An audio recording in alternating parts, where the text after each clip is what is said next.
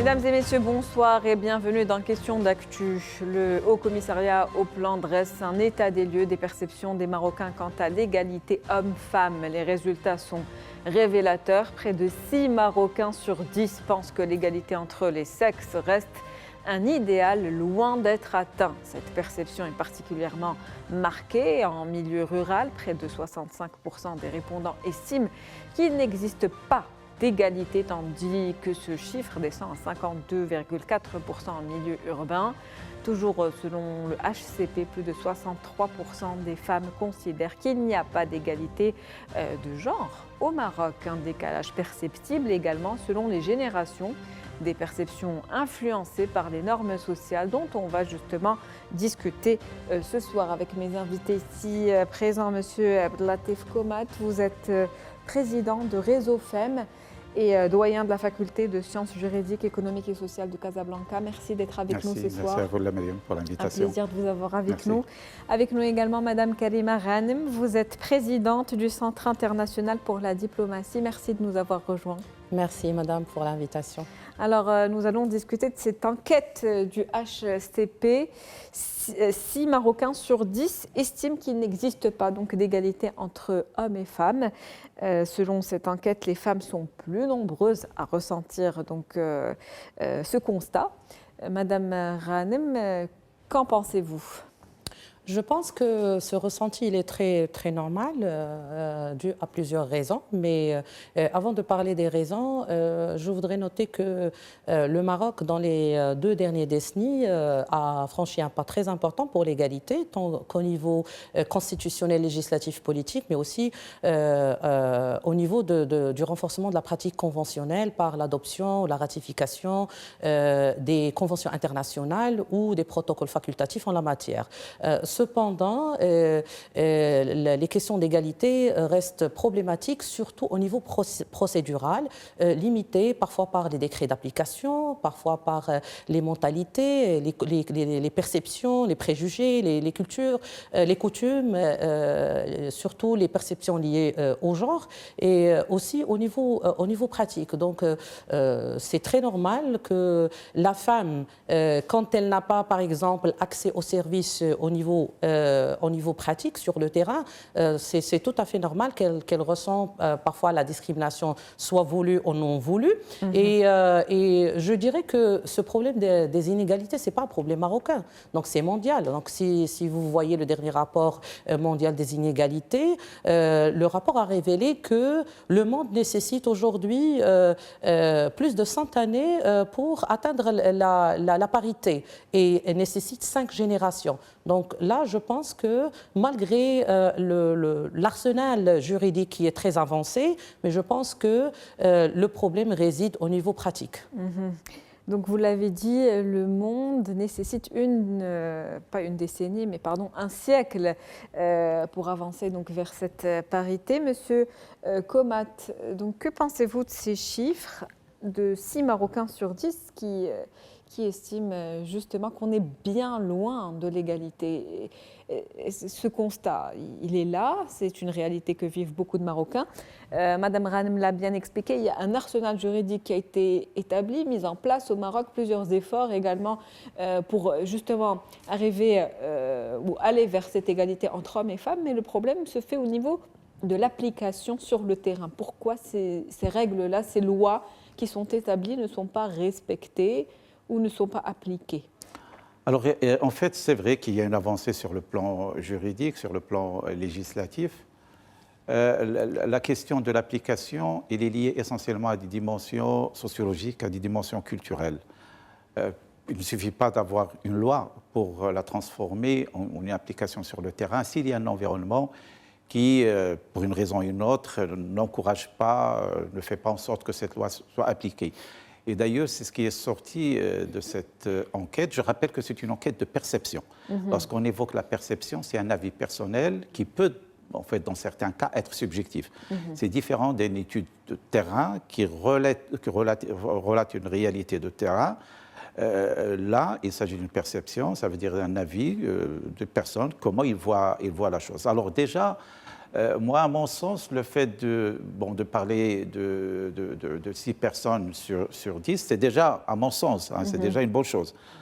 Il faut peut-être voir le chiffre à l'envers pour dire que 40% voient que nous sommes dans l'égalité. Mais c'est déjà beaucoup. Parce qu'effectivement, comme l'a dit Mme Ghanem, c'est un problème mondial. Alors, c'est vrai qu'on le vit au Maroc, bien sûr, pas un peu plus, mais plus que des pays plus avancés. Si on voit par exemple le taux d'activité des femmes, qui aujourd'hui il est aux alentours de 20% au Maroc, il est en fait à des taux de 60-70% des pays avancés.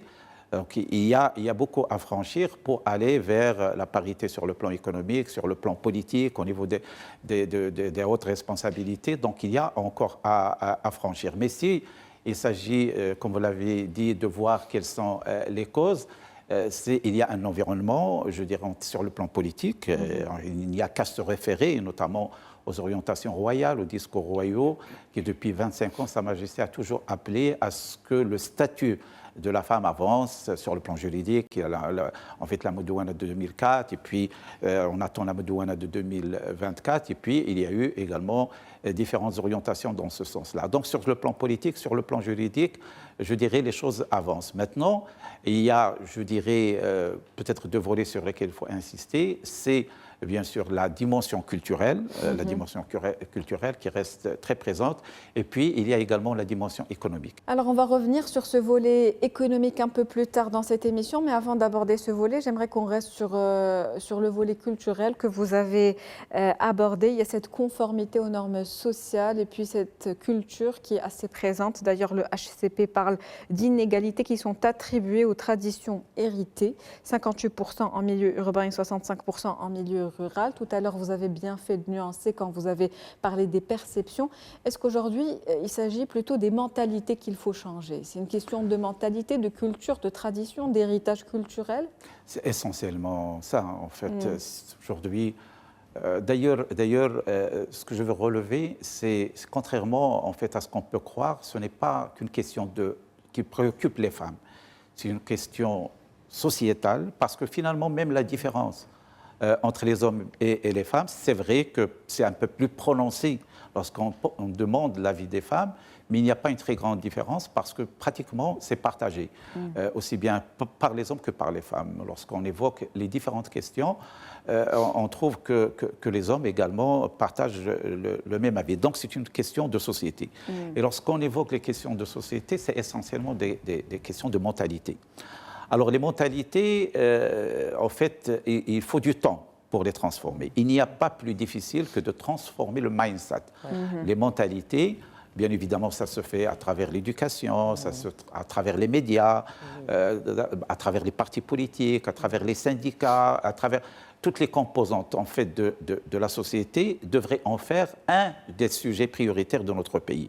Parce qu'aujourd'hui, d'ailleurs, c'est partagé, la femme devrait jouer le rôle qui lui revient. Bien évidemment, sur le plan social, elle reste en fait le noyau de la famille. Et donc, autant la femme est éduquée, la femme est active, autant c'est à l'avantage de la cohésion familiale et bien sûr de la société, mais également sur le plan économique. Aujourd'hui, le Maroc a un manque à gagner énorme par la utilisation ou la sous-occupation de la femme.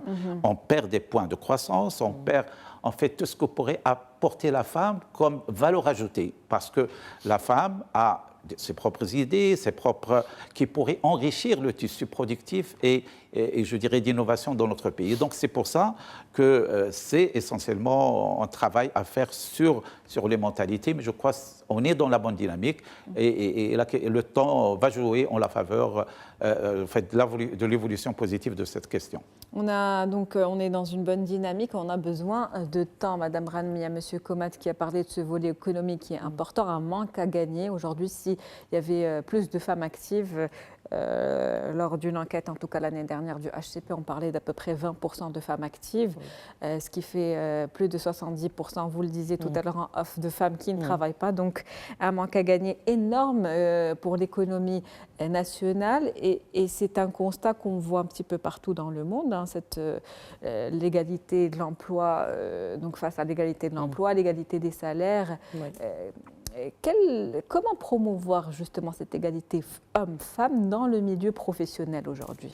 En fait, je voulais rebondir à ce que M. le doyen a précisé par rapport à la dimension culturelle, parce qu'elle est importante et elle est transversale dans tous les secteurs. Parce qu'on dit que le volet juridique, il est très important, juridique, procédural, réglementaire, il est très important. Mais le problème ici réside dans la culture organisationnelle. Si on veut promouvoir l'égalité professionnelle, on doit changer la culture organisationnelle au sein de la fonction publique, au sein du secteur privé, des organisations de la société civile, etc. Donc, moi, je pense qu'en parallèle avec l'avancement de l'arsenal juridique, avec les politiques publiques, avec les stratégies sectorielles et les programmes, il faut travailler sur la moralisation de la vie publique pour changer effectivement la mentalité. Et c'est là un long combat, parce qu'il y a un grand écart entre ce qui est dans les politiques publiques et ce qui est sur le terrain. Donc ça demande un effort considérable et un effort en synergie avec toutes les composantes de la société. Comme M. le doyen précisait, c'est les partis politiques, c'est l'organisation de la société civile, c'est la famille, noyau de la société. Et au niveau professionnel, aujourd'hui, je pense qu'on vient de célébrer la journée mondiale de l'égalité professionnelle et salariale, il y a encore des discriminations, il y a encore au niveau des salaires, il y a encore l'accès aux postes de décision, malgré les efforts louables qui ont été et les mesures entreprises soit par le gouvernement, les institutions publiques et même les initiatives du secteur privé, il y a encore un problème d'accès. Un problème d'accès lié aux mentalités persistantes, aux perceptions, aux préjugés et aussi lié à la femme elle-même. Donc, dans la nécessité de renforcer encore davantage le leadership de la femme pour qu'elle puisse avoir accès aux postes de décision, mais non seulement avoir accès aux postes de décision, mais être influente et que sa participation puisse avoir un impact réel. Un impact réel, une valeur ajoutée au niveau de l'économie, comme l'a dit M.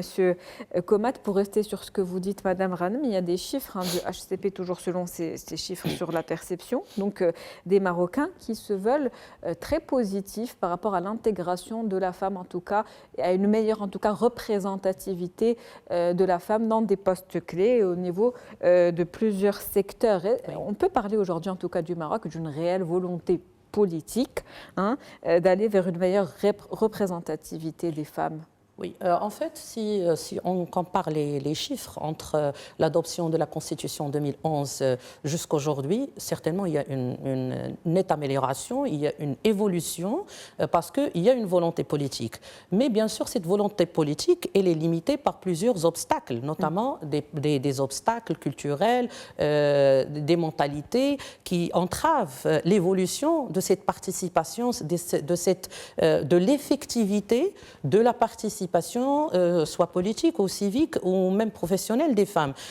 Si on voit les chiffres, le pourcentage des femmes au niveau de la Chambre des représentants, Chambre des conseillers aujourd'hui, le taux des femmes ministres et le taux de féminisation qui est à 36% au niveau de la fonction publique, on voit qu'il y a des avancées. Cependant, je pense qu'aujourd'hui, on doit faire une évaluation de cette effectivité de participation ou de féminisation dans les secteurs pour faire avancer la qualité de la participation, à ce que cette participation est traduite au niveau de la prise de décision, au niveau des mesures entreprises par les femmes décideurs, au niveau de leurs décisions, de leurs initiatives, des mesures entreprises et aussi de l'impact qu'elles puissent créer au niveau du quotidien des femmes. Donc, parce qu'il y a toujours un écart entre les politiques, les législations et l'impact réel sur le terrain. Donc, je pense qu'aujourd'hui, il faut vraiment avoir une évaluation pour évaluer la qualité de la participation. La dernière chose que je voulais dire, c'est par rapport à la culture organisationnelle. Aujourd'hui, on a un arsenal juridique, on a des procédures, on a des dérogations de loi comme des quotas, soit au niveau professionnel, soit au niveau politique. Et aujourd'hui, on doit voir les femmes dans les postes de décision, dans les bureaux politiques des partis politiques, par conviction de culture organisationnelle et pas parce que c'est une obligation par loi. En tout cas, c'est le cas aujourd'hui, en tout cas je l'espère. On va vers ce chemin-là, des femmes en tout cas qui s'assument aujourd'hui, des femmes leaders et qui ont confiance en elles. Vous le disiez tout à l'heure, avoir cette perception de soi en tant que femme, qu'on peut faire plusieurs choses et avoir donc des postes de responsabilité. Monsieur Komat, j'en appelle à votre casquette de doyen de fac, justement, universitaire. Quel rôle joue aujourd'hui l'éducation dans l'émancipation, en tout cas, de la femme et des hommes et dans le changement de ces mentalités aujourd'hui? Alors, justement, l'éducation est sortie pratiquement comme le nœud au niveau de cette enquête, de cette étude par le RSCP. Elle est au cœur de ces dynamiques parce que, effectivement, c'est à travers l'éducation. Lorsqu'on parle d'éducation, ce n'est pas seulement universitaire. Bien sûr, l'université, à une certaine étape, doit jouer son rôle. Mais lorsqu'on évoque l'éducation, c'est à partir du préscolaire, à partir du primaire, du collège, du secondaire. Ça commence très jeune, du coup. Très jeune. Parce qu'en fait, on a parlé tout à l'heure de mentalité, de mindset qu'il faut construire de manière à ce que, tout d'abord, la femme ait cet esprit de prise d'initiative et cette volonté d'une certaine autonomie économique qui passerait par l'entrepreneuriat, par l'insertion professionnelle, etc. Tout cela, on l'acquiert à travers l'éducation. Alors bien sûr, il y a également la relation homme-femme au niveau des familles, mais également au niveau de l'école. Il faut en fait qu'on n'ait pas justement, on parle de la culture, cette supériorité parfois de la considération du garçon par rapport à la fille en termes de responsabilité, au niveau en fait familial, mais également au niveau de l'école. Et ce qui fait qu'effectivement l'éducation, et d'ailleurs c'est ce que révèle l'étude pratiquement, elle est classée largement au niveau des priorités, parce que l'étude a essayé également de traiter quelles sont les priorités. Alors, pratiquement 65% en fait, c'est consacré à l'éducation. Donc, aujourd'hui, la société est consciente que l'éducation a un rôle central. Alors, bien évidemment, lorsqu'on arrive à l'université, peut-être un peu, c'est un contraste. C'est qu'aujourd'hui, pratiquement, nous avons 50% de la population universitaire est féminine. 50%. Et au niveau de l'excellence, c'est pratiquement, je dirais, entre 70 et 80%. Ça veut dire qu'aujourd'hui, pratiquement les majors des différentes promotions sont des femmes ou des filles.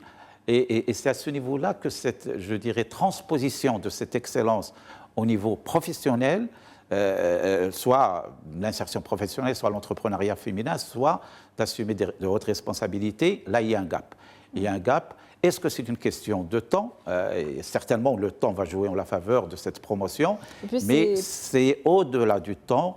Il faut plus, je dirais, en fait, d'action, en fait, de la société, des composants des acteurs de la société, mais également de la femme elle-même. Quand vous parlez d'action, vous parlez de sensibilisation, est-ce que vous parlez de ce moment-là où, après les études, la femme se marie, elle se retrouve face à de nouvelles responsabilités familiales qui freinent peut-être cette ambition d'aller au-delà? En fait, la société devrait s'organiser de manière à ce que le fait que la femme se marie et ait des enfants ne soit pas un blocage pour qu'elle continue son épanouissement économique.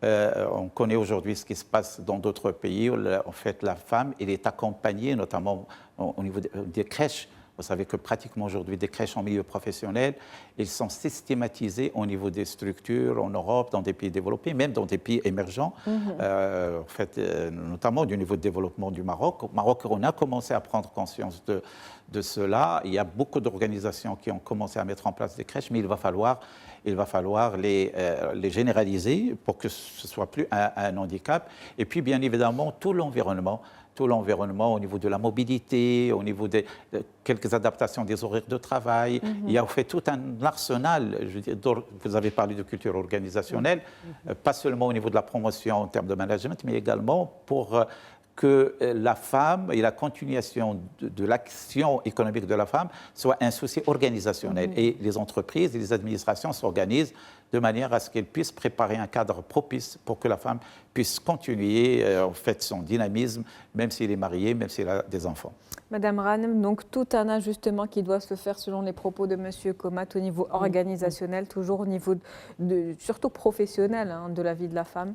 Oui, je voudrais rajouter une chose très importante. Aujourd'hui, 17% des femmes sont des femmes chefs de famille. Donc, c'est une réalité. Donc, on voit les femmes aujourd'hui pratiquement dans tous les secteurs qui ont été perçus des secteurs réservés aux hommes. Donc, la femme doit travailler à la maison et à l'extérieur, ce qui pose une surcharge sur cette femme. Et malheureusement, le travail domestique n'est pas encore valorisé, mais comme M. le doyen a précisé, il y a beaucoup de mesures qui ont été entreprises pour alléger cette surcharge pour la femme, pour qu'elle puisse terminer ses études, faire son travail d'une manière productive et effective pour participer pleinement à l'économie marocaine. Et bien sûr, il y a des stratégies de conciliation entre la vie familiale et professionnelle des femmes chefs de famille. C'est très important. Cependant, je reviens toujours au problème de mentalité. Aujourd'hui, on est confronté à des mentalités qui ne croient pas toujours que la gestion du foyer est une responsabilité partagée entre l'homme et la femme.